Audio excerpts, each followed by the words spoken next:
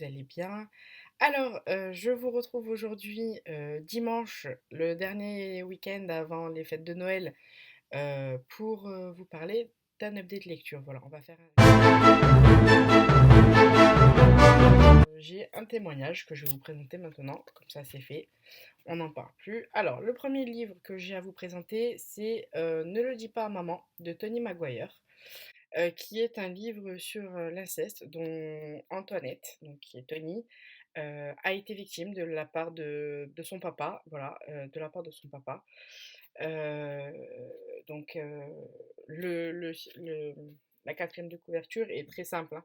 «J'avais confiance en l'amour de ma mère, elle lui dirait d'arrêter, elle n'en fit rien». Voilà, donc là, en fait, si vous voulez, on est, dans l'histoire d'une petite fille qui va faire face à la trahison du coup, de ses 2 parents. Voilà, et elle va comprendre que, finalement, sa mère ne l'aimait pas tant que ça, enfin, du moins, ne l'aimait pas comme elle aurait dû l'aimer et son père encore moins. Voilà, tout est question d'apparence et cetera, et donc c'est vrai que c'est quand même compliqué pour elle, petite fille à 16 ans, de subir, parce que clairement elle est violée, hein, voilà. Son papa la touche depuis qu'elle a 6 ans.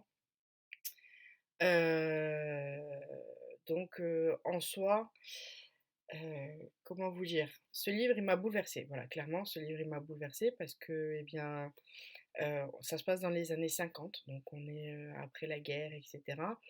Mais, bon, attention, hein, ça n'excuse absolument en rien, le fait, voilà, le fait qu'elle ait subi de l'inceste. Mais si vous voulez, on est en Irlande où, on sait très bien que c'est un pays qui n'est pas du tout, progressiste à ce niveau-là, et en fait, si vous voulez, on va lui dire: «Oui, mais en gros, tu étais consentante puisqu'il n'y a pas eu ça, il n'y en a pas eu qu'un, tu ne t'es pas rebellée, c'est toi qui, voilà, tu le médecin vont lui dire que c'était sa faute et cetera». Cette petite fille m'a touchée parce qu'elle a failli mourir. Voilà, je vous en dis pas plus parce que j'ai peur de vous spoiler. En fait, si le problème, c'est que si je vous raconte toute l'histoire, je vais vous spoiler le livre. Voilà, clairement, je vais vous spoiler le livre et c'est pas ce dont j'ai envie. Par contre, ce que je peux vous dire, c'est que moi, c'est un livre qui m'a touchée, voilà, clairement, qui m'a touchée, que j'ai adoré lire, même si ça fait un peu psychopathe de dire ça, mais que j'ai adoré lire, tout simplement parce que, ça m'a permis d'en apprendre un peu plus sur, la situation, effectivement, moi qui suis dans le droit, j'ai forcément des notions juridiques, et le cas de l'Irlande, notamment sur l'avortement, je l'ai étudié, voilà. Je l'ai étudié et ça fait toujours plaisir, on va dire, de savoir sur de quoi vous parlez, en fait. Voilà, c'est-à-dire que, dans ce livre-là, vous allez avoir vous allez avoir, en fait, le témoignage de Tony. Pourquoi de Antoinette, elle va passer à Tony? À quel moment, en fait, on va se rendre compte que finalement, elle va se retrouver toute seule et que voilà, et que son père, n'assurera pas, l'intérim à la place de sa mère, et que sa mère attendra toujours son père. Je vous laisse découvrir sincèrement, si vous ne le connaissez pas, je vous laisse le découvrir. Alors, je sais qu'il y a une deuxième fuite, ils l'ont laissé revenir, je crois que ça s'appelle, Ils l'ont laissé revenir, voilà, qui se passe justement juste après ça, puisque, dans ce voilà, donc qui se passe juste après ça, enfin, ou qui suit l'histoire, voilà, donc je pense que je vais le lire. Je l'ai pas encore en ma possession, je pense que je vais le lire, mais si vous voulez un livre témoignage, je pense que celui-là, il pourra faire l'affaire grandement. Ensuite, on va revenir sur un sujet un petit peu plus gai. J'ai lu, donc La cerise sur le gâteau de Aurélie Valogne.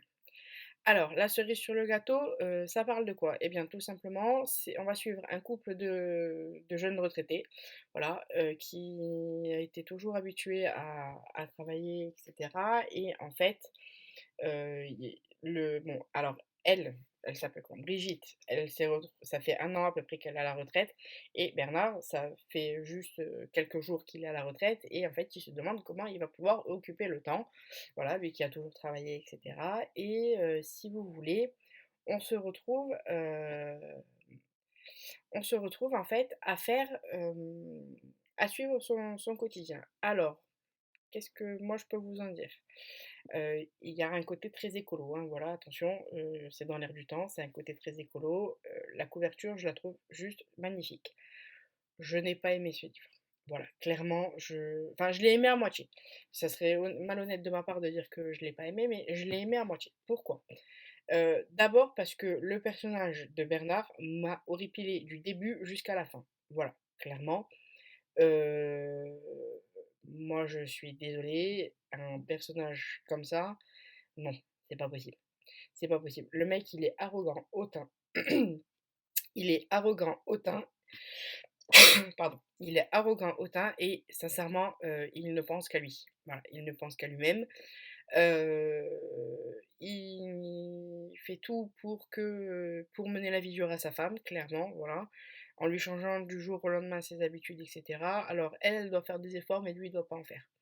Donc non, moi j'estime que dans un couple, ça doit aller, dans les 2 sens. Donc à partir de ce moment-là, non, c'est pas possible, voilà, clairement. Alors je pense que je suis passée à côté du livre, hein, clairement, parce que c'est une lecture qui se lit vite. J'avouerai que j'ai mis quand même 2 3 jours à le lire. Il est pas très, très gros, hein, il est pas très, très gros. Vous avez que 471 pages, donc c'est vraiment pas très, très gros. Pour un poche, c'est vraiment pas très, très gros. Sauf que le problème, c'est que, le caractère de Bernard, j'ai eu beaucoup de mal à suivre, et cetera. Parce que tout simplement, en fait, l'histoire, elle est centrée sur lui, quoi. Voilà, elle est centrée sur lui.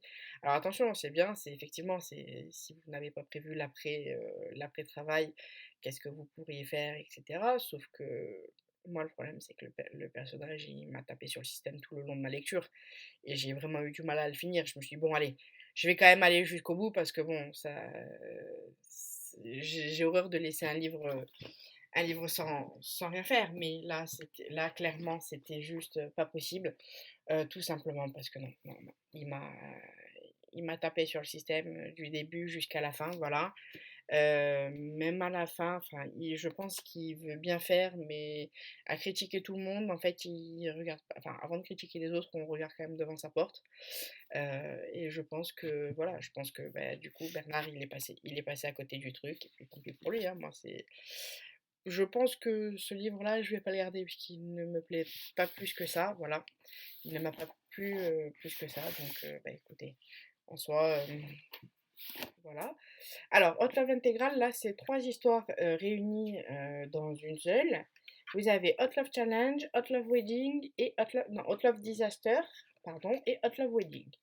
Alors, l'histoire, c'est quoi? L'histoire, c'est que on va suivre Lydia et Julien et leur bande de potes, voilà.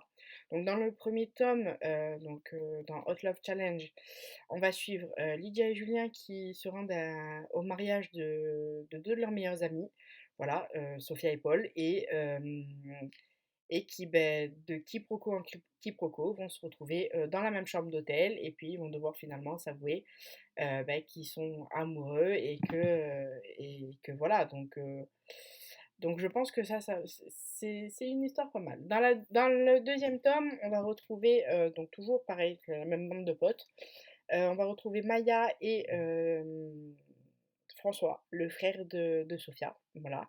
Et dans la troisième histoire, on va retrouver toute la joyeuse bande en République dominicaine pour le mariage de Lydia et de Julien. Et donc, en fait, dans Hot Love Challenge, si vous voulez, à, euh,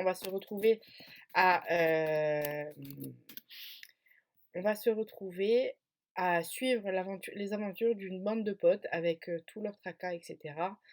Euh, Moi, j'ai adoré. Voilà, clairement, j'ai adoré. Hot Love Challenge et Hot Love Disaster et Hot Love Wedding, pardon, étaient mes préférés. Voilà. Hot Love Disaster, je pense que c'était plus un intermède pour nous présenter le truc, voilà, pour finaliser la bande d'amis, les couples, etc. Alors après, attention, il faut les lire dans l'ordre. Voilà, il faut les lire dans l'ordre, sinon vous ne comprendrez pas ce qui se passe dans le 2 et ce qui se passe dans le 3. Mais Heu, j'ai ri, voilà, j'ai ri, ce fut un excellent moment de lecture. J'avais déjà lu Hot Love Challenge en livre unique, voilà, j'avais pas l'intégrale, j'avais déjà lu en livre unique. J'ai kiffé ce livre, voilà, clairement, ça reste l'une de mes comédies romantiques préférées. C'est en plus, ça se passe en France, donc j'adore. J'ai adoré l'écriture de Cécile Chaumin.